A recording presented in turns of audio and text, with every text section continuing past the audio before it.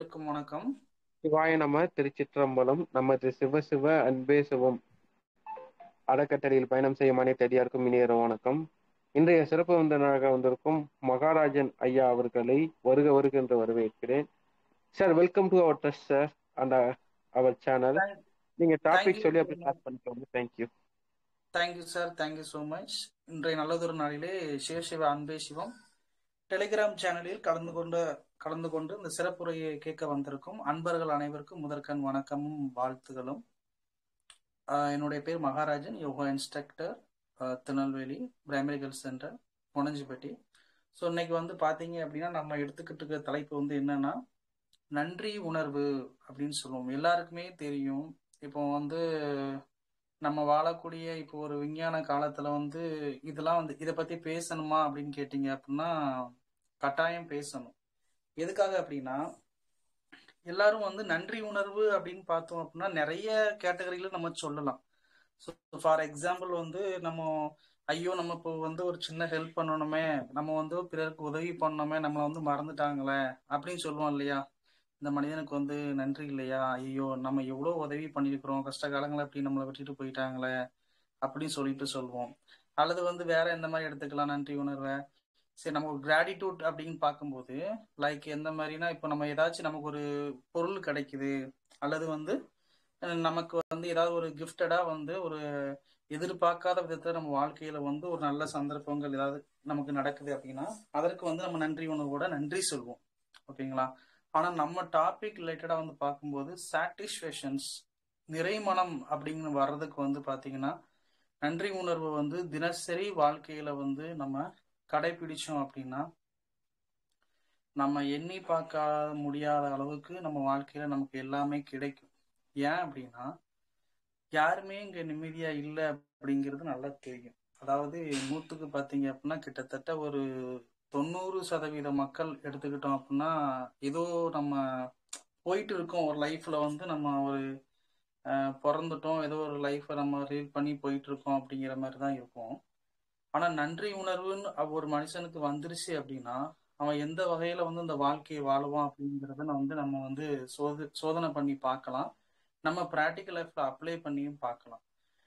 இப்போ காலையில இருந்து சாயந்தரம் வர நம்ம என்னென்னலாம் செய்யறோம், நமக்கு என்னென்னலாம் கிடைக்குது அப்படிங்கெல்லாம் பார்த்தோம் அப்படின்னா நிறைய விஷயங்கள் கிடைக்குது.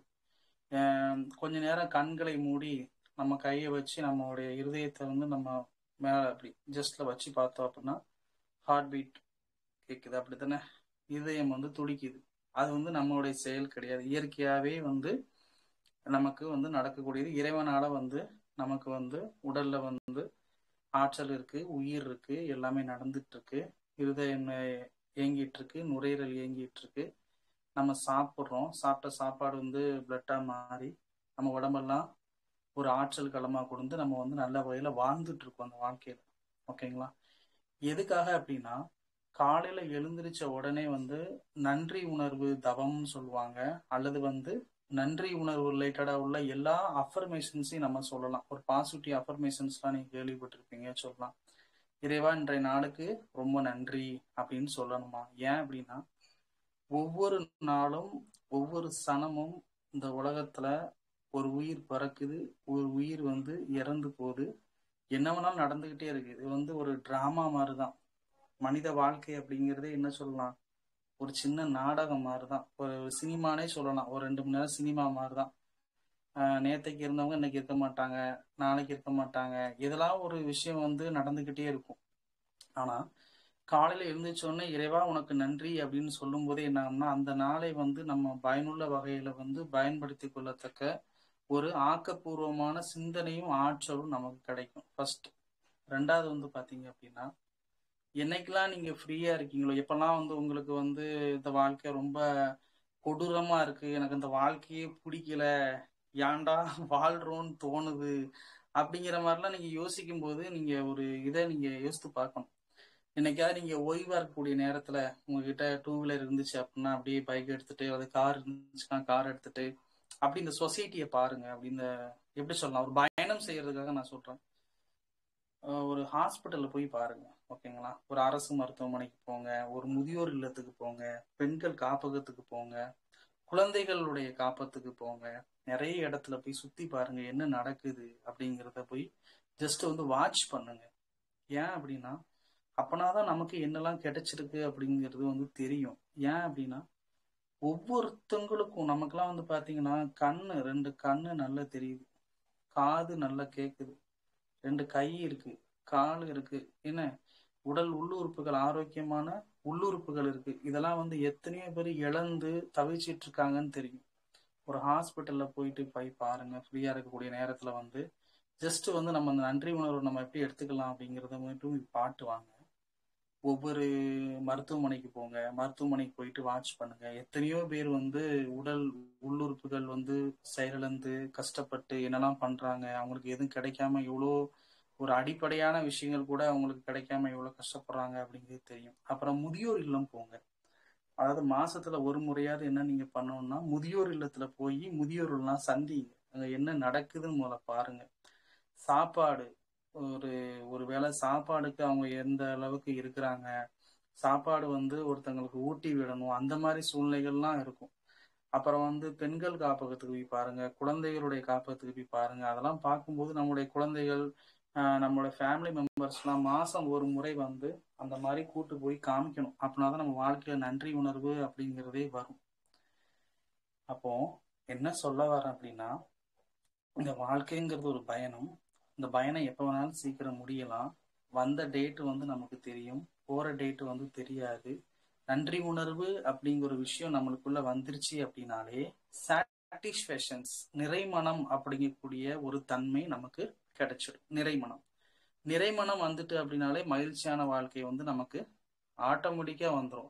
இப்ப எல்லாரும் உங்களை பார்க்கும் போதே கேட்பாங்க, என்னப்பா இவ்வளோ சந்தோஷமா இருக்குன்னு கேட்பாங்க. ஏன்? நன்றி உணர்வு உங்களுக்குள்ள வந்துருச்சுனாலே நிறைமனம் வந்துட்டு அப்படின்னு அர்த்தம். நீ நல்ல இன்டெப்தா அந்த டாபிக்கை பத்தி நீ யோசிக்கும் போது, ஒரு நாள் நைட்டு தூங்கும் போது கண்ணை மூடி, நீங்க நைட்டு தூங்கும் போது கண்ணை மூடி யோசித்து பாருங்க, என்கிட்ட என்னெல்லாம் இருக்கு அப்படின்னு வந்து ஜஸ்ட் வந்து திங்கா போட்டு என்னெல்லாம் இருக்கு, என்கிட்ட என்னெல்லாம் இருக்கு அப்படின்னு யோசித்து பாத்தீங்கன்னா எல்லாமே இருக்கு, இல்ல அப்படிங்கிறதே கிடையாது. அடிப்படையா இருக்க வீடு இருக்கு, 3 வேளை சாப்பாடு கிடைக்குது, உடுத்திக்கிட உடை இருக்குது. இதுவே வந்து நிறைய பேருக்கு கிடையாது. அடிப்படையே வந்து என்னது, அங்க தடையா இருக்கு. அதுவே எத்தனையோ பேருக்கு பிரச்சனையா இருக்கு. அது கிடைக்கிறதுக்கும் கஷ்டம். அவங்களுக்கு யாரோ ஒருத்தவங்க நாடி போய் தான் நிக்க வேண்டியதா இருக்கு. ஸோ அந்த மாதிரிலாம் இருக்கக்கூடிய சமூகத்துல நமக்கு எல்லாமே இருக்குதே, அப்ப நம்ம ஏன் துன்பத்துல இருக்கணும்? நம்ம நன்றி சொல்லுவோம் இறைவனுக்கு, நமக்கு கிடைச்சதுக்கு நன்றி சொல்லுவோம் அப்படின்னு தோணும். நைட்டு தூங்கும் போது நீங்க இதெல்லாம் நினைச்சு பார்த்தீங்க அப்படின்னா ஆட்டோமேட்டிக்காவே உங்களுக்கு அந்த நன்றி உணர்வுங்கிறது வந்துடும். ஒவ்வொரு நாளும் தூங்கும்போது நீங்க நினைச்சு பார்க்கணும். ஒவ்வொரு விஷயத்தையும் நினைக்கணும். நம்ம வீட்டில் இருக்கக்கூடிய சின்ன சின்ன விஷயங்கள், எப்படி சொல்லலாம், ஒரு உங்ககிட்ட இருக்கிற ஒரு பொருள் கூட எடுத்துக்கலாமே. ஒரு சின்ன நீங்க ஸ்டூடெண்ட்ஸா இருந்தா ஒரு பேக் எடுத்துக்கோங்க, உங்க நல்ல ட்ரெஸ் பண்ணிக்கலாம், ட்ரெஸ்ஸை நீங்க பார்த்துக்கோங்க. இல்லை அப்படின்னா உங்க வீட்டில் இருக்கக்கூடிய ஏதாவது ஒரு ஒரு வேல்யூபிளான திங்ஸ், இதெல்லாம் நீங்க பார்த்தீங்கன்னா ஒரு சுற்று வட்டாரத்துல ஒரு 1 கிலோமீட்டர் 2 கிலோமீட்டர் நீங்க ஒரு ஃபார் எக்ஸாம்பிள் நான் திருநெல்வேலியில இருக்கிறேன், பாளையங்கோட்டையில இருக்கிறேன் அப்படின்னா, இப்போ வந்து நான் வாடகை வீட்டுல இருக்கிறேன், சொந்த வீட்டுல இருக்கிறேன், அதெல்லாம் வந்து டஸ் நாட் மேட்டர். எனக்கு இருக்க வீடு இருக்கு, அவ்வளவுதான். இருக்க தூங்குறதுக்கு நைட்டு வீடு எதுக்கு, நைட்டு தூங்குறதுக்கு வேணும், அவ்வளவுதான். எனக்கு இருக்க வீடு இருக்கு. ஆனா இந்த ஏரியாவை சுத்தி ஒரு உயிர் இல்ல பல உயிர்கள் என்ன பண்ணும், வீடு இல்லாம ஹாஸ்பிட்டல்லையும் ரோட்லயும் தூங்கி காலத்தை கழிக்கக்கூடியவங்க இருக்காங்க, இப்பவும் இருக்காங்க. ஆனா என்கிட்ட அது இருக்குங்கிறதே வந்து என்னது தெரியாம போயிட்டு இருக்குன்னு வைங்களேன். அப்ப நமக்கு ஒண்ணுமே யூஸ் இல்லை. அதுல நம்ம கிட்ட ஒரு விஷயம் இருக்கு, அதுக்கு நம்ம வேல்யூ கொடுக்கல அப்படின்னா அது நம்ம கிட்ட இருக்கிறதே தெரியாது. ஆனா நம்ம கிட்ட இருக்கிறது பிறருக்கு வந்து என்னது பெரிய கனவா இருக்கு, மிகப்பெரிய கனவு அது. நீ கொஞ்சம் யோசித்து பாத்தீங்க அப்படின்னா, நானும் ஃப்ரீயா இருக்கக்கூடிய நேரத்துல உண்மைக்குமே இந்த தளத்துல வந்து நிறைய பேர் இருக்கிறீங்க, என்னால யாரெல்லாம் இருக்கிறீங்க என்னால பார்க்க முடியல. ஜஸ்ட் பிளேஸ் வந்து கொஞ்சம் அந்த சைட்ல கொஞ்சம் வேலை பார்த்துட்டு இருக்கோம்ல, சவுண்ட் அதிகமா கேட்குதுன்னு சொல்லிட்டு இங்க சின்ன இடத்துல வந்து உட்கார்ந்துருக்கிறேன். ஒரே ஒரு நாள் உங்க மனசாட்சிக்கு உட்பட்டு ஒரு நாள் டிராவல் போங்க, ஓகேங்களா? அந்த செஷன் வந்து ரொம்ப ஒரு ஒரு பிலாசபிக்கலா, ரொம்ப ஒரு இந்த கதைகள் தத்துவ விளக்கங்கள் அந்த மாதிரிலாம் எனக்கு பேசவும் தெரியாது. சிம்பிளா புரியுற மாதிரி நன்றி உணர்வா என்ன, அவ்வளவுதான், முடிஞ்சது. அந்த நன்றி உணர்வு வந்தா நீங்க வாழ்க்கையில செட்டில் ஆயிடலாம், இல்லைன்னா செட்டில் ஆக முடியாது. எத்தனை பேர் வாழ்க்கையில செட்டில் ஆயிருக்காங்க கேட்டா தெரியாது. எல்லாரும் சொன்னாங்க ஸ்கூலுக்கு போனோம், எல்லாரும் சொன்னாங்க காலேஜுக்கு போனோம், எல்லாரும் சொன்னாங்க வேலைக்கு போனோம், எல்லாரும் சொன்னாங்க கல்யாணம் பண்ணோம், எல்லாரும் சொன்னாங்க குழந்தை பேர் செட்டில் ஆயிடலாம்னு சொன்னாங்க. குழந்தை பெரிய பொண்ணாவும் பெரிய பையன் ஆயிட்டாலும் செட்டில் ஆயிடலாம்னு சொன்னாங்க. எல்லாரும் சொல்லிக்கிட்டே தான் இருக்காங்க. ஆன்மீக தேடல் வந்தா செட்டில் ஆயிடலாம்னு சொல்ல எல்லாமே சொல்லிக்கிட்டு தான் என்னைக்கு செட்டில் ஆகுறது. செட்டில் ஆகுறதுங்கிற ஒரே மீனிங் என்ன அப்படின்னா நன்றி உணர்வுல தான் வாழ்க்கையில செட்டில் ஆகுறது அப்படிங்கிற ஒரு ப்ராசஸே வந்து நமக்கு ஸ்டார்ட் ஆகும். ஒரு நாள் டிராவல் போங்க, அப்படி ஒரு பஸ்ல எங்கேயாச்சும் டிராவல் போங்க, ட்ரெயினில் டிராவல் போங்க, சுத்தி பாருங்க என்ன நடக்குது, நம்ம கிட்ட என்னெல்லாம் இருக்கு, எத்தனை பேர்கிட்ட என்னெல்லாம் இல்லை அப்படின்னு நீங்க பாருங்க. அதுலயே வந்து என்ன ஆகும், உங்களுக்கு பெரிய ஒரு ஞானம் கிடைக்கும். நன்றி உணர்வு அப்படிங்கிறது ஒரு சாதாரண முறையான ஒரு விஷயம் இல்லை. அது வந்து ஞானத்திற்கான ஒரு அடிப்படை. ஞானத்திற்கு அடிப்படை நன்றி உணர்வு தான். ஏன் அப்படின்னா ஒருத்தங்கிட்ட நிறைமனம் வந்துருச்சுன்னு வைங்களேன், அவன் வாழ்க்கையில தோக்கவே மாட்டான். அவனோட லைஃப் ஸ்டைலே வந்து ரொம்ப வித்தியாசமா இருக்கும். ஏன்னா அவன்கிட்ட எல்லாமே இருக்குங்கிறது அவனுக்கு தெரியும். என்கிட்ட எதுவுமே இல்லை புலம்ப மாட்டான். இப்ப நம்மலாம் புலம்பிட்டு இருக்கோம் இல்லையா, என்கிட்ட அது இல்லை, கார் இல்லை, வீடு இல்லை, வசதி வாய்ப்பு இல்லை அப்படின்னு நம்ம சில சொல்லிக்கிட்டே இருப்பாங்களா. ஏன் இறைவன் நம்மளை சோதிக்காரு, இதை வேற நம்ம சொல்லுவோம் அடிக்கடி. சார் நம்ம இவ்வளவு நல்ல காரியங்கள்லாம் பண்ணியிருக்கோம், இவ்வளவு நல்ல விஷயத்தெல்லாம் நிறைய பேருக்கு எத்தனையோ பேருக்கு உதவி பண்ணியிருக்கோம், நம்மளை வந்து ஆண்டவன் இவ்வளவு சோதிக்காரே அப்படின்னு சொல்லலாம். சோதனைக்கு கூட நீங்க நன்றி சொல்லணும். ஏன் அப்படின்னா அவ்வளவு சோதனையிலேயும் வந்து இவன் நன்றி உணர்வோட இருக்கானா அப்படிங்கிறத விட என்ன பண்ணும், இயற்கையை நம்மளை டெஸ்ட் வச்சு பார்ப்போம்.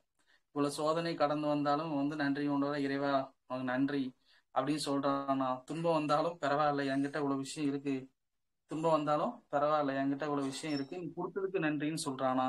அப்படிங்கிறதுலாம் என்னது, இயற்கை இந்த பிரபஞ்சம் நம்மளை கண்காணித்து கொண்டேதான் இருக்கும். அனுதினமும் அந்த விஷயம் நடந்துகிட்டு இருக்கு.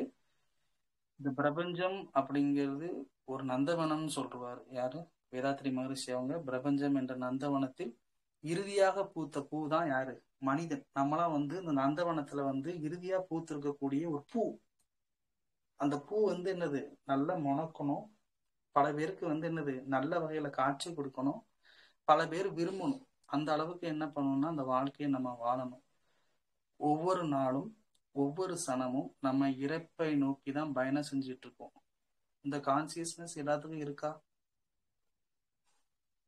நான் சொல்றது புரியுதுல? ஒவ்வொரு சனமும் நாம் இறப்பை நோக்கி பயணம் செய்து கொண்டிருக்கிறோம். இது தெரியுதா? யாராவது ஒரு ஆள் சொல்லுங்க. ஒவ்வொரு சனமும் ஒவ்வொரு செகண்டும் நம்ம வந்து என்ன நம்மளுடைய வயசு போய்கிட்டே இருக்கு, ஜேர்னி வந்து போய்கிட்டே இருக்கு, டிராவல் பண்ணிக்கிட்டே இருக்கு.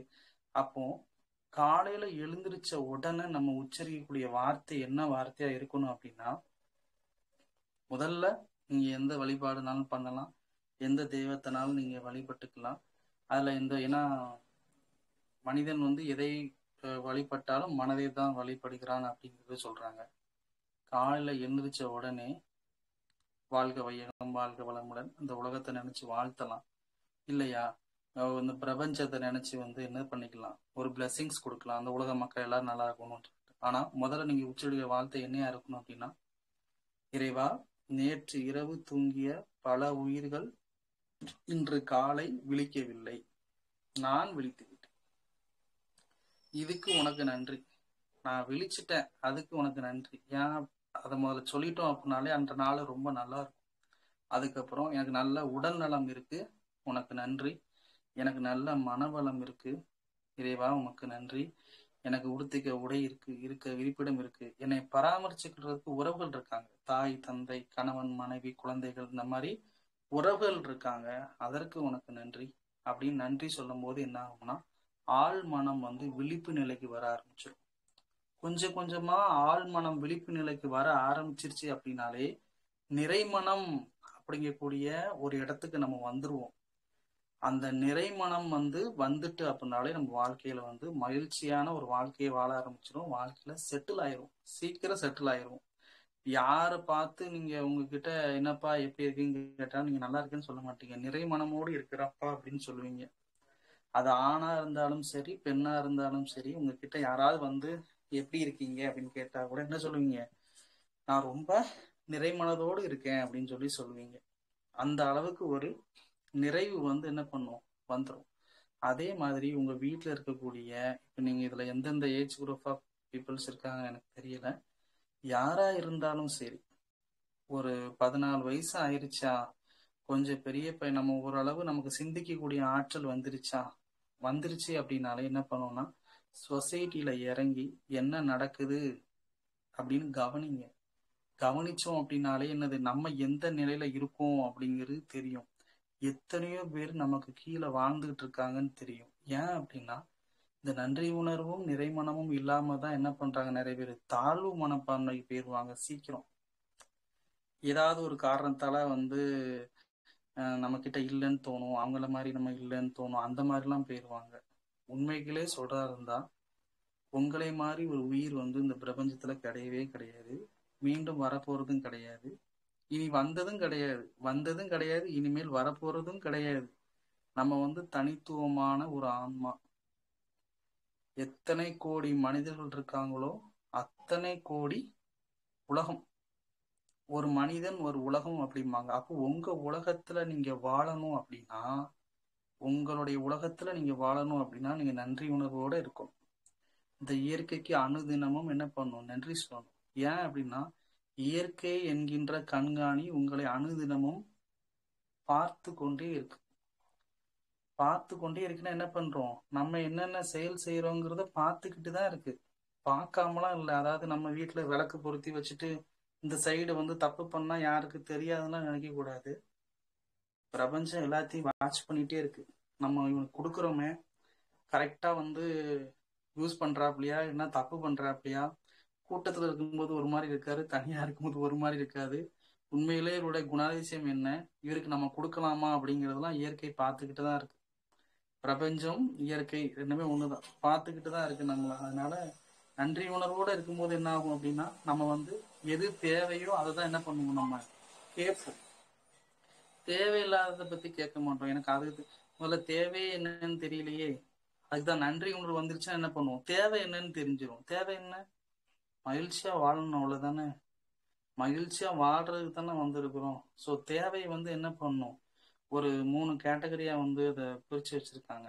அதாவது என்னது, நமக்கு அடிப்படையில இருக்கக்கூடிய உணவு, உடை, இருப்பிடம், இது அடிப்படையில நமக்கு தேவை. இதை நமக்கு நிறைவா கிடைச்சிருச்சு அப்படின்னால என்ன ஆகும், நம்மளுடைய அறிவுக்கு தகுந்த மாதிரி இந்த விஞ்ஞான காலத்துல நம்ம எந்த அறிவை சமூகத்துக்கு கொடுக்குறோமோ அதுக்கு தகுந்த மாதிரி நம்முடைய பொருளாதாரம் என்ன மேம்பட ஆரம்பிச்சிடும். பொருளாதாரம் மேம்பட ஆரம்பிச்சிருச்சு அப்படின்னாலே நம்ம குடும்பத்துல உள்ள சின்ன சின்ன விஷயங்கள்லாம் ஃபேஸ் பண்ணி ஒரு நல்ல ஒரு வாழ்க்கையை இந்த மானிட பிறவி நல்ல வகையில வாழ ஆரம்பிச்சிடும்.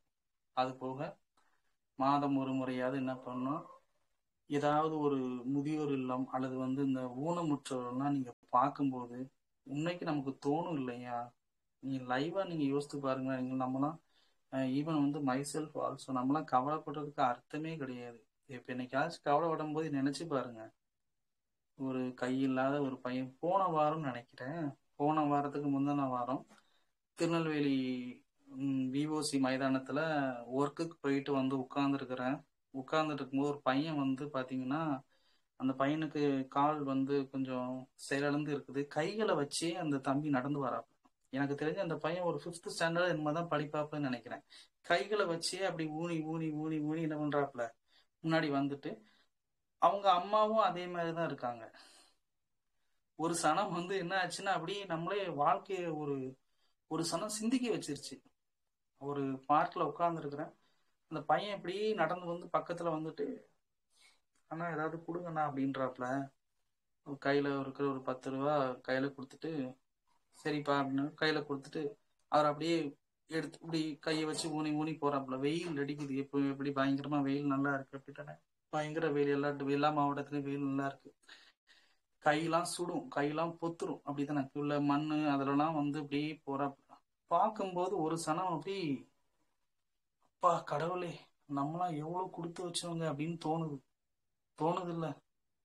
அவங்க அம்மாவை பின்னாடி பாக்குறேன், அவங்களுக்கும் அதே மாதிரி இருக்கிறாங்க.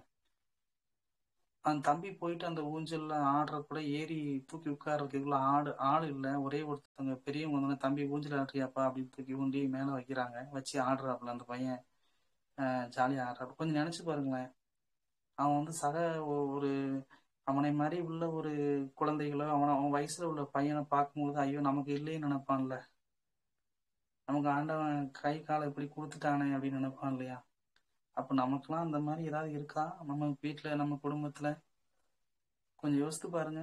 இதெல்லாம் நீங்க லைவா பார்க்கணுங்க. பார்த்தாதான் அந்த வாழ்க்கை நல்லா இருக்கும். இல்லைன்னா நம்ம வாழ்க்கையில செட்டிலுங்கிறது ஆக முடியாதுங்க. அதெல்லாம் ஒரு ராங் டெஃபினிஷன் கொடுத்து வச்சிருக்காங்க. செட்டில் ஆகிடலாம் அப்படின்னு சொல்லிட்டு ஒரு ராங் டெஃபினிஷன் கொடுத்து வச்சிருக்காங்க. அதெல்லாம் ஆகவே முடியாது. அடுத்த இது ஒரு பயணம், ஒரு சினிமா மாதிரி ஒரு பயணம். நீங்க சின்னவங்களா இருக்கலாம், பெரியவங்களும் பயணம். உங்ககிட்ட என்னெல்லாம் இருக்குன்னு மட்டும் நீங்க பாத்துட்டீங்க அப்படின்னா பெரிய விஷயம். அரிது அரிது மானிடராய் பிறத்தல் அரிது, அதனே மரிது கூன் குருள் செவி நீங்கி பேடி பிடித்தல் அரிது.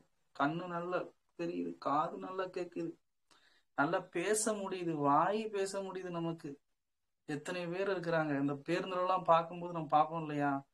இந்த புது பஸ் ஸ்டாண்ட்லாம் போயிட்டோம்னா அந்த பள்ளி மாணவர்லாம் வருவாங்க. அவங்க வாய் பேச முடியாத சில மாணவர்கள்லாம் பார்க்கும்போது அப்படி கண் கலங்கி நின்றக்கூடிய தருணம்லாம் உண்டு. அப்ப நம்ம பாடுறதெல்லாம் ஒரு கஷ்டமான்னு கேட்டா ஒண்ணுமே கிடையாதுங்கிற மாதிரி இருக்கும். யாராவது பார்த்து நம்மளே சொல்ல தோணாது, நான் கஷ்டப்படுறேங்கிறதே சொல்ல தோணாது. ஏன்னா நம்ம கிட்ட அவ்வளோ இருக்கு, நிறைய இருக்கு. ஏன் நம்ம கிட்ட ஒரு வாய் பேச முடியலன்னா கொஞ்சம் கண்ணு தெரியாதவங்க நீங்க பாத்திருக்கீங்களா? என்னைக்காவது நம்ம நினைச்சிருக்கோமா இறைவன் எனக்கு நல்ல கண்ணு தெரியுது நன்றின்னு சொல்லியிருக்கோமா? கொஞ்சம் யோசித்து பாருங்க. நமக்கு அந்த உலகம் தெரியுது, வாட்ஸ்அப், யூடியூப், ட்விட்டரு, சினிமா, படம், அரசியல், என்னெல்லாமோ நம்ம பாக்குறோம். இந்த சமூகத்துல என்னெல்லாமோ நம்ம டே டு லைஃப்ல என்னெல்லாமோ நம்ம பார்த்துட்டு இருக்கோம். எல்லா விஷயங்களும் நமக்கு தெரியுது. ஆனா ஒரு கண்ணு தெரியாத உலகம் எப்படி இருக்கும்? உலகமே இருட்டுன்னு தான் நினைச்சிட்டு இருப்பாரு அவரு. அவருக்கு ஒன்றும் தெரியாது. காது கேட்காதவங்களை கொஞ்சம் யோசித்து பாருங்க. யார் யார் என்னென்ன பேசுறாங்க ஒன்றும் தெரியாது. ஸோ நமக்கு இந்த பிறவி பாத்தீங்க அப்படின்னா ரொம்ப ரொம்ப கிஃப்டட்.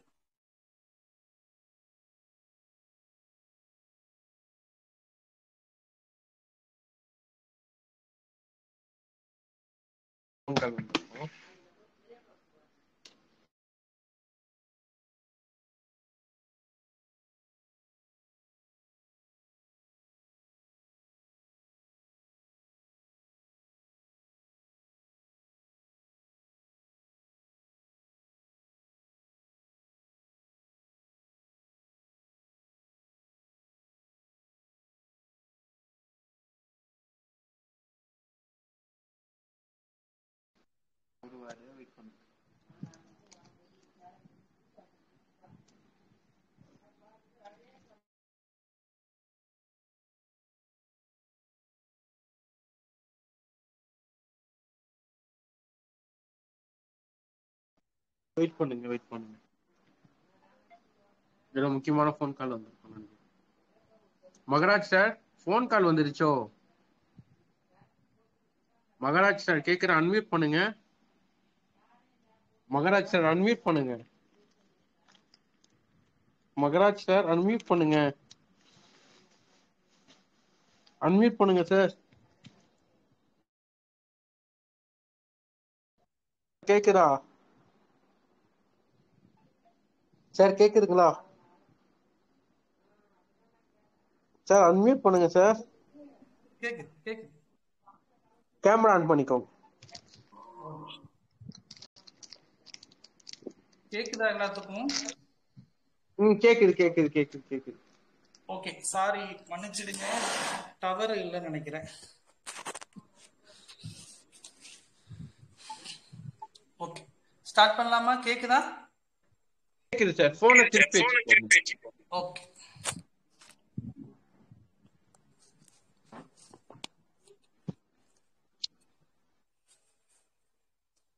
சரி, பேசலாமா? பண்ணிக்கோங்க சார். கேக்குதுங்களா? ஐயா பேசலாமா? பேசலாம் சார், பேசலாம். Okay, good.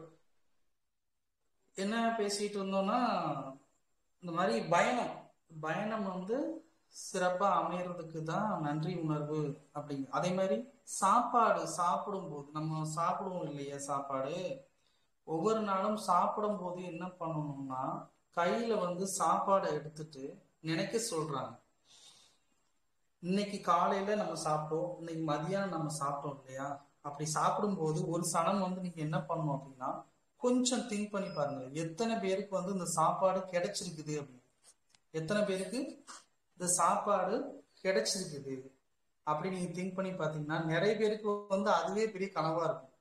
ஒரு கிட்டத்தட்ட பாத்தீங்க அப்படின்னா, ஒருவேளை சாப்பாடு சாப்பிட்டு முடிச்சோன்னே கொஞ்ச நேரம் கண்ணை மூடி நீங்க உட்கார்ந்துக்கூடிய இடம், நீங்க வசிக்கக்கூடிய ஒரு ஊரா இருக்கலாம், நீங்க வசிக்கக்கூடிய கிராமமா இருக்கலாம், ஏதாவது ஒரு ஊர் அப்படிதானே இருக்க போறீங்க, ஒரு ஏரியா.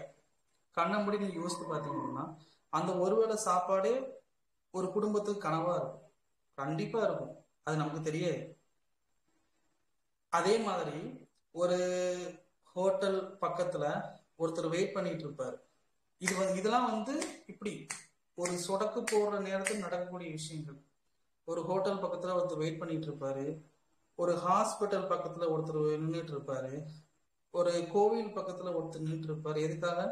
சாப்பாடு அடுத்த வேளை நமக்கு யாராவது தருவாங்களா, யாராவது தருவாங்களா, யாராவது வாங்கி கொடுப்பாங்களா அப்படின்னு சொல்லிட்டு என்ன பண்ணும், அந்த உயிர் வந்து ஏங்கிட்டு இருக்கும்.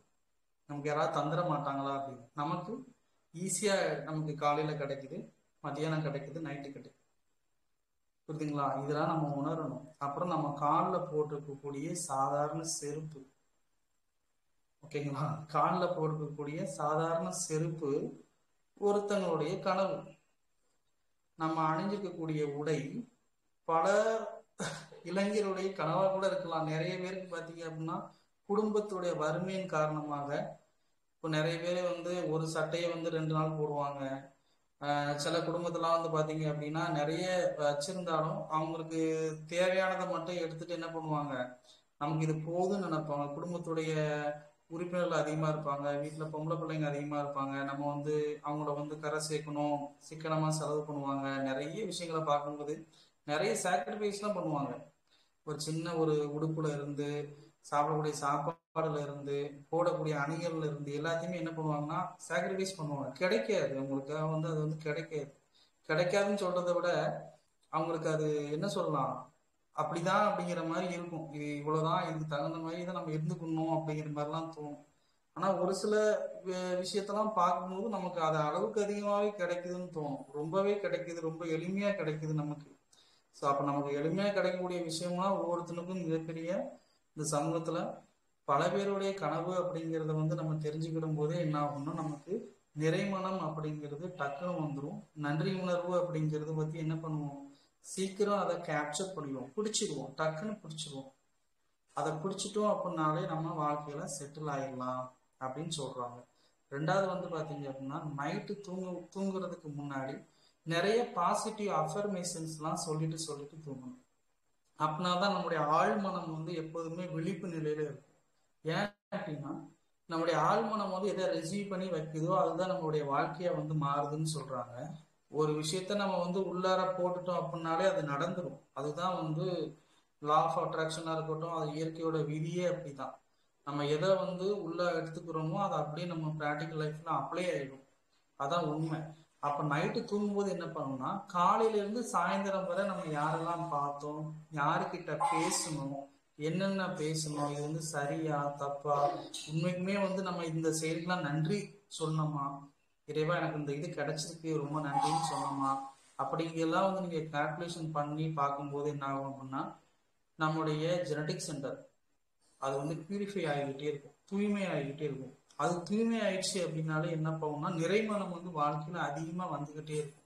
உங்ககிட்ட இருக்கு இல்லை அதெல்லாம் ரெண்டாவது பட்சம். முதல்ல வந்து என்ன இருக்குன்னு பாருங்க. எது இருக்கு இல்லைங்கிறத விட என்ன இருக்குன்னு கொஞ்சமாவது இருக்கும், கொஞ்சமாவது இருக்கும். ஒண்ணுமே இல்லாமலாம் இருக்காது, ஏதோ ஒண்ணு இருக்கும். அதை நீங்க பார்த்து அதுக்கு நன்றி சொல்றது மட்டும்தான் வந்து முதல் வேலையா வந்து நீங்க தினசரி வாழ்க்கையில கடைபிடிக்க வேண்டியது. அதே மாதிரி வீட்டுல அம்மா இருக்காங்களா, அப்பா இருக்காங்களா, இல்ல கணவன் மனைவி குழந்தைகளோட இருக்காங்களா, நீண்ட நேரம் வந்து நீங்க எதோட டைம் ஸ்பெண்ட் பண்றீங்க அப்படிங்கிறத விட அவங்களோட வந்து நேரத்தை வந்து செலவிடுங்க. அது மிகப்பெரிய ஒரு நிறைமனசை கொடுக்கும். ஏன் அப்படின்னா, கொஞ்ச நாள்ல எல்லாருக்கும் வயசாயிடும், எல்லாரும் அவங்கவுங்க உடைய பணியை பார்ப்பாங்க, அவங்க கூட வேலையை பார்ப்பாங்க. பிஸியான ஷெடியூல்ல வந்து வேகமான ஒரு வாழ்க்கை சீக்கிரம் வந்து போயிடும். ஸோ முடிஞ்ச அளவு அம்மாவோட நேரத்தை செலவு பண்ணுங்க, அப்பாவோட நேரம், முதியவர்கள் வயதானவோட நேரத்தை செலவு பண்ணும்போது நிறைய விஷயங்கள் நமக்கு கிடைக்கும். அவங்களுடைய அனுபவங்கள்லாம் நமக்கு வந்து சாதாரணமா கிடைக்கும். பக்கத்துல உட்காந்து பேசும்போதே சொல்லுவாங்க, இதுதான்பா வாழ்க்கை, இதெல்லாம் செய் அதெல்லாம் செய்யுமாங்க.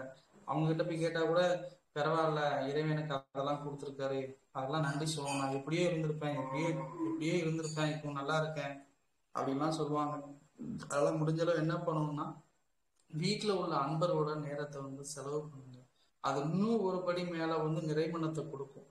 வெளியே இவ்வளோ பிஸி ஷெடியூல்ல நம்ம ஓடிட்டே இருந்தாலும் நம்ம சாயந்தரம் வந்து வீட்டில் உட்காந்து நம்ம குழந்தைகள், கணவன், மனைவி, அம்மா அப்பாவோடலாம் டைம் பண்ணி கொஞ்சம் வந்து கலந்து பேசுங்க.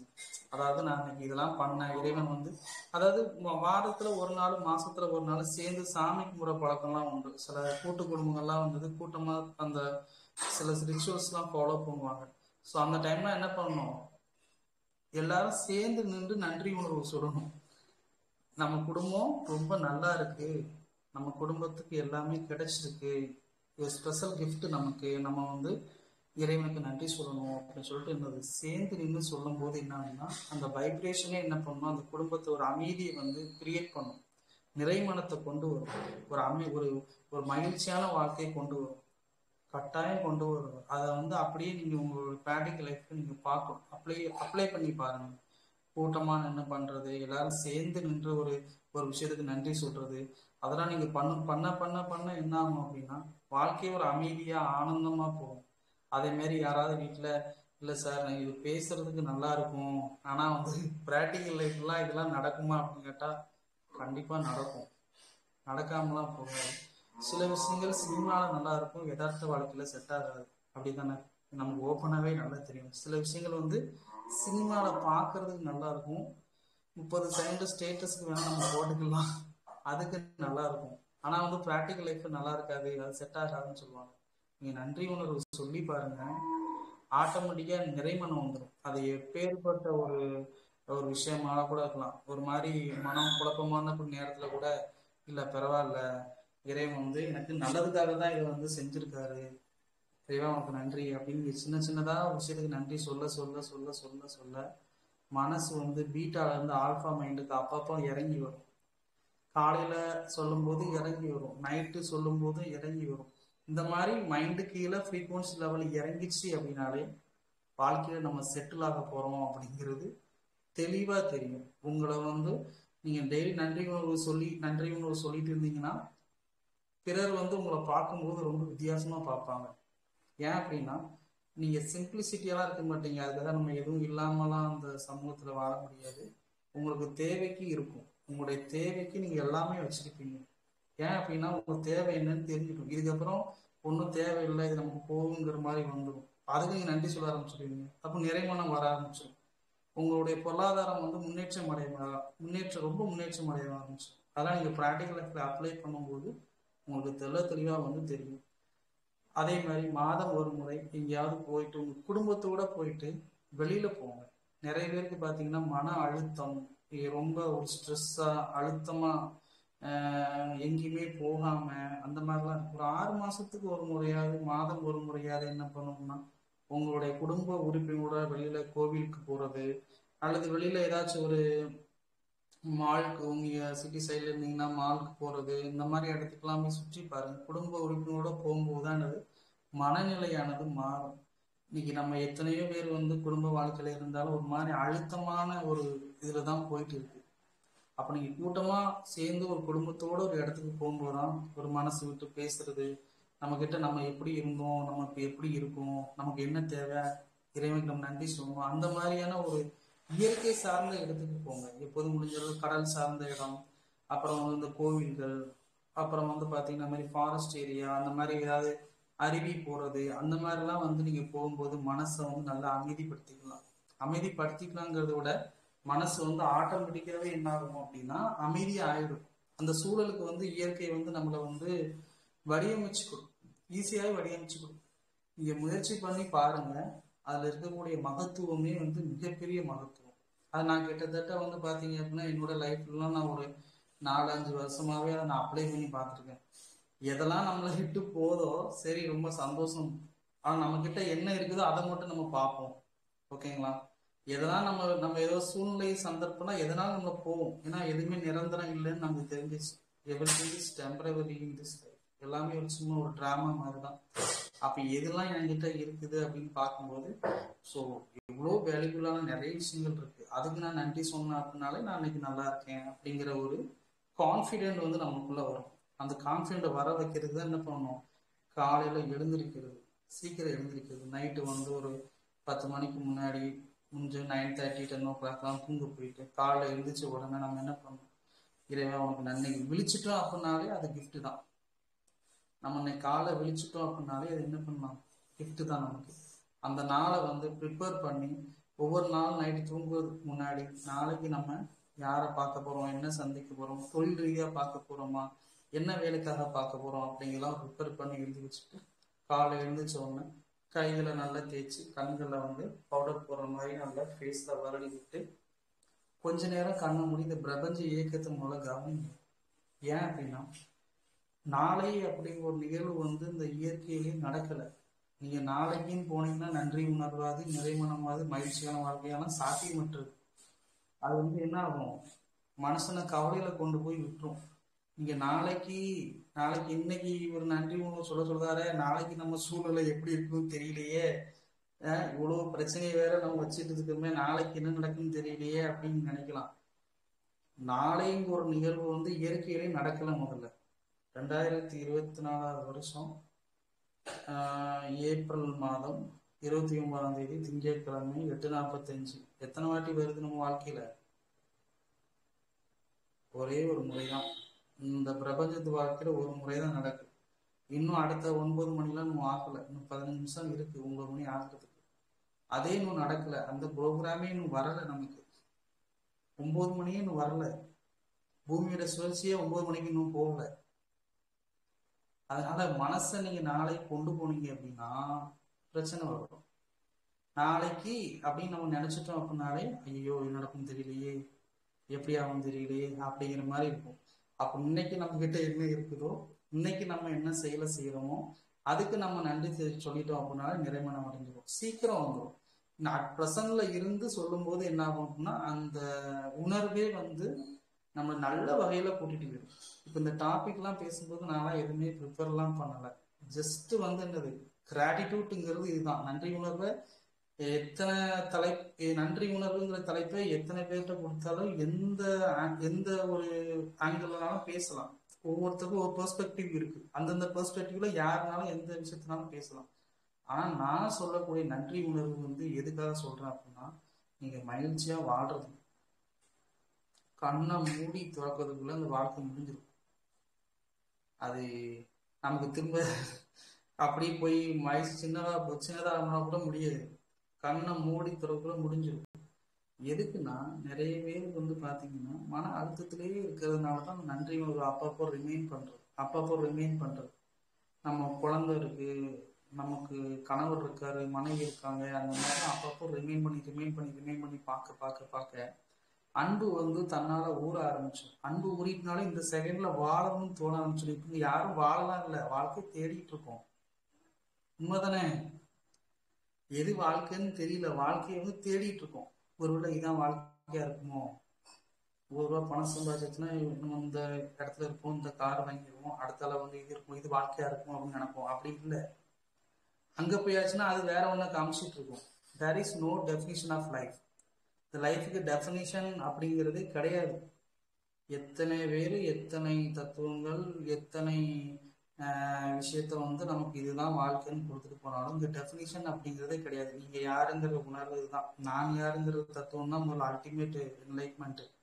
இதுக்கு இடையில வந்து நீங்க டெஃபினிஷன் வச்சீங்கனாலே கவலை வந்துடும். வாழ்க்கையில துன்பம் அதிகமா வந்துட்டு போயிடும், சீக்கிரம் வந்துட்டு போயிடும். நாளைக்கு போனாலும் துன்பம் வந்துடும். அப்போ இப்போ இந்த செகண்ட் அப்படின்னு இருந்துட்டோம் அப்படின்னா என்ன பண்ணலாம், வாழ்க்கையை வாழ்ந்துடலாம். வாழ்க்கையை என்ன பண்ணலாம், சீக்கிரம் வாழ்ந்துடலாம். தேட வேண்டாம் இதுதான் வாழ்க்கையா இருக்குமோ அப்படின்னு போயிட்டு என்ன பண்ண வேண்டாம், தேட வேண்டாம். வாழ்ந்துருவோம். அந்த செகண்ட் என்ன பண்ணுவோம், அனுபவிச்சு வாழணும்.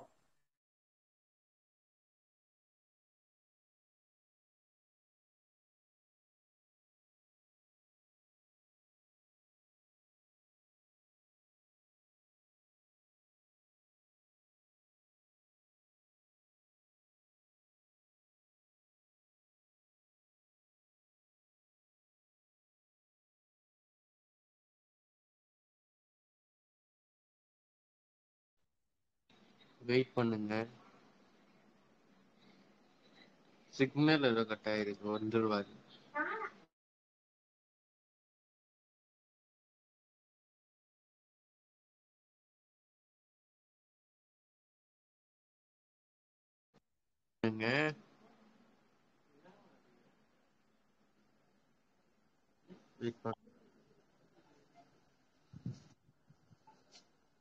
வெயிட் பண்ணுங்க, நான் ஃபோன் பண்றேன். சரி.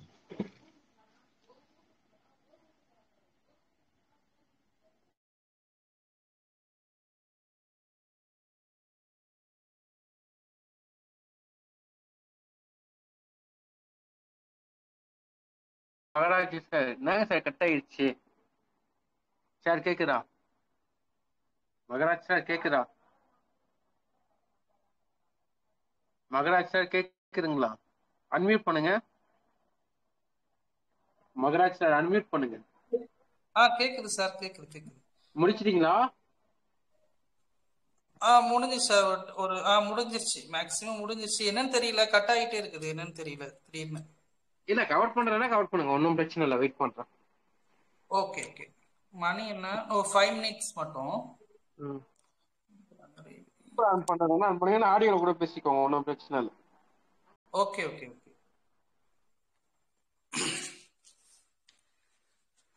வேற ஒண்ணும் இல்ல, கொஞ்சம் என்னன்னு தெரியல, அப்பப்போ திடீர்னு டவர் இல்லாம இதாகுது, மன்னிச்சுக்கோங்க. நல்ல ஒரு டாபிக் போயிட்டு இருக்கு, ஆனா என்னன்னு தெரியல. ஓகே, பரவாயில்ல, இட்ஸ் ஃபைன். நம்ம வந்து எண்ட் ஆஃப் த செஷன் தான். டைம் வந்து ஒரு 10 மினிட்ஸ் இருக்கு. இந்த ஒரு சின்னதாக ஒரு 3 மினிட்ஸ்ல மட்டும் நான் பேசி முடிக்கிறேன். என்ன அப்படின்னா, நைட்டு தூங்குறதுக்கு முன்னாடி ஒரே ஒரு நிமிஷம் என்ன பண்றீங்கன்னா, உங்களுடைய கை இருக்கு இல்லையா, வலது கை எடுத்து வந்து பாத்தீங்கன்னா உங்களுடைய இருதய மேல வைங்க. இதய மேல என்ன பண்ணுங்க, ஜஸ்ட் வைங்க.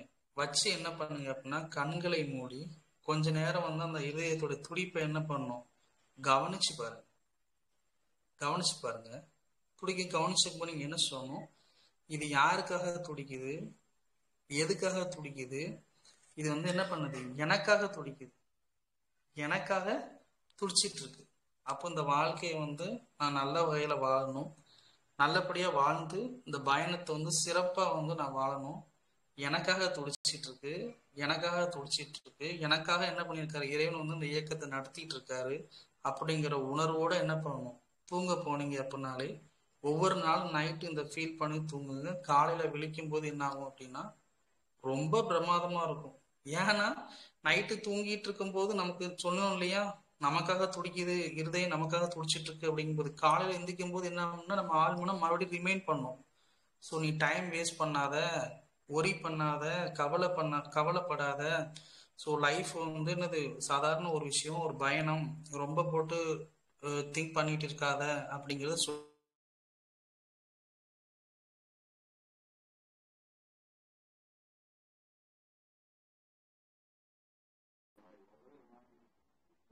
சார் வாய்ஸ் பிரேக் ஆகுது.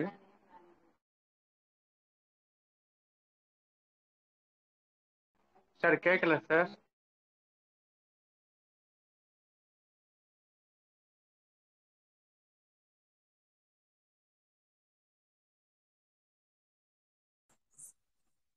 ஹலோ சார் கேக்குது ஓகே. சார், கேக்குது சார். என்னன்னு தெரியல, மன்னிச்சுக்கோங்க. இப்ப ஏதாவது டவுட் இருந்தா கேளுங்க. ஏன்னா எனக்கு அடிக்கடி கட் ஆகுது, என்னன்னு தெரியல, என்னோட மொபைல் ப்ராப்ளமா என்னன்னு எனக்கு புரியல. இப்போ வந்து இல்ல, இதுல வந்து போன் நிறைய அன்பர்கள் இருக்கு. என்ன சார்? Phone call hello. கண்டினியூஸா உங்களுக்கு வருதுன்னு நினைக்கிறேன். இல்ல, ஃபோன் கால் போன் வரல கால் சார். கண்டினியூஸா வருதுன்னு நினைக்கிறேன். இல்ல, ஃபோன் கால் வரல. அது அப்படி இதாகி நிக்குது, என்னன்னு தெரியல. ஃபோன் கால் வரல, எதுவுமே வரல.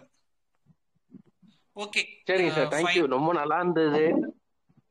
நிறைய விஷயம் ஷேர் பண்ணியிருந்தீங்க. சாரி சார், ஏதோ பேச வந்தீங்க. இல்ல அது என்ன அப்படின்னா, நல்ல நல்ல தலைப்பு, நல்ல டாபிக். எனக்கு அந்த இதுலனால எனக்கு ஃபோன் ப்ராப்ளம் கிடையாது. திடீர்னு அது ஸ்டக் ஆகி நிற்கும் போது தான் எனக்கு அந்த நான் பிளேஸ் மாறி தான் வந்து உட்கார்ந்துருக்கேன்னு தெரியல. ஓகே ஃபைன், அதை பத்தி ஒன்றும் இல்லை. Every thing happens for a reason. So நம்ம ஏதோ நன்றி உணர்வை பத்தி கொஞ்சம் பேசியிருக்கிறோம். ஒரு ஷார்ட்டா நான் முடிச்சுக்கிறேன், மறுபடியும் ஏதாச்சும் வந்துட போகுது. என்ன அப்படின்னா, நல்லா ஹாப்பியா இருங்க, சந்தோஷமா இருங்க. This is one life. Here ஆஃப்டர்லாம் வருமா வரான்லாம் தெரியாது. வாழ்க்கையை தேடி ஓடாதீங்க, வாழ்ந்துருங்க. ஒவ்வொரு சனமும் இறைப்பை நோக்கி போயிட்டு இருக்கோம். ஷார்ட்டா சொல்றதா சாவு நோக்கி சீக்கிரம் போயிட்டு இருக்கோம். யாரையும் பத்தி கவலைப்படாம நன்றி சொல்ல ஆரம்பிச்சிருங்க. நிறைமனம் வந்துடும். நிறைமனம் வந்துட்டுனா மகிழ்ச்சியான வாழ்க்கை உங்க கையில இருக்கும். அவ்வளவுதான். சரிங்களா? Okay fine. டவுட் ஏதாவது இருக்கா கொஞ்சம் கேளுங்க சார். இப்போ பேசலாம் sir. Sivabalakrishnan sir. Thank you thank you thank you. Madhan sir, உங்களுக்கு என்ன டவுட் இருக்கா? மகாலட்சுமி, மகாசாமி, படிமுலா, நித்யா கார்த்திகேயன், மேகலா, பழனி சார். ஆக்சுவலா யாருக்கும் டவுட் இல்லை. நன்றி உணர்வுன்ற டாபிக் வந்து இது ஒரு முக்கியமான சப்ஜெக்ட். இல்ல டவுட் வராது. ஆக்சுவலா ரொம்ப ரொம்ப நன்றிங்க சார். ஆ, பரவாயில்ல. யாருக்காச்சும் டவுட் இருந்தா சொல்லுங்க. நான் கேளுங்க, வேணா சொல்றேன். இல்லைன்னா பிரைவேட்டா சேட்லனாலும் கேளுங்க, சொல்றேன். சரிங்களா? ஸோ யாரும் தப்பா நினைச்சுக்க வேண்டாம்.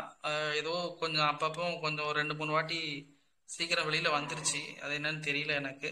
ஸோ ஃபைன், நம்ம அடுத்த ஒரு நல்ல டாபிக்ல நல்ல ஒரு சிஸ்டம்ல உட்காந்து நான் பேசுறேன். சரிங்களா? இப்போ சந்தேகம் இருந்தா ஏதாவது கேளுங்க, டவுட் இருந்தாலும் கேளுங்க, நான் சொல்றேன். இதுல யாரெல்லாம் இருக்கிறீங்கன்னு தெரியல, இருந்தா கேளுங்க, ஐயா சொல்றேன். ஐயா வணக்கம். நன்றி உணர்ச்சிங்கிறது இந்த டாபிக் பார்த்த உடனே தான் நான் உள்ள வந்தேன். ஆ, ஜெனரலா வந்து என்னுடைய வீட்லயே வந்து தேங்க்யூ தான் வச்சிருக்கேன். நான் வந்து எப்ப வந்து லவ் ஆஃப் அட்ராக்ஷன், இந்த சீக்ரெட் மூவி இதெல்லாம் நான் வந்து பார்க்க ஆரம்பிச்சவன், அப்பவே வந்து எந்த பொருளுக்கு நீங்க நன்றி உணர்ச்சியா இருக்கிறீங்களோ, நன்றி ம், சொல்றீங்களோ, அது திரும்ப திரும்ப உங்களை தேடி வந்துகிட்டே இருக்கும் அப்படிங்கறத ஒண்ணு அதுல சொன்னாங்க வந்துட்டு. ஸோ அப்பதான் கண்டிப்பா. வந்து நான் தெரிஞ்சுக்கிட்டேன், யூனிவர்ஸுக்கு நம்ம பயன்படுத்துற பொருளுக்கு, நம்ம உள்ள இருக்கிற உடல் உறுப்புகள் அனைத்திற்கும் நம்ம இது வரைக்கும் நம்ம நன்றி சொல்லியிருக்கோமான்னு கேட்டா நம்ம பண்ணியிருக்க மாட்டோம்.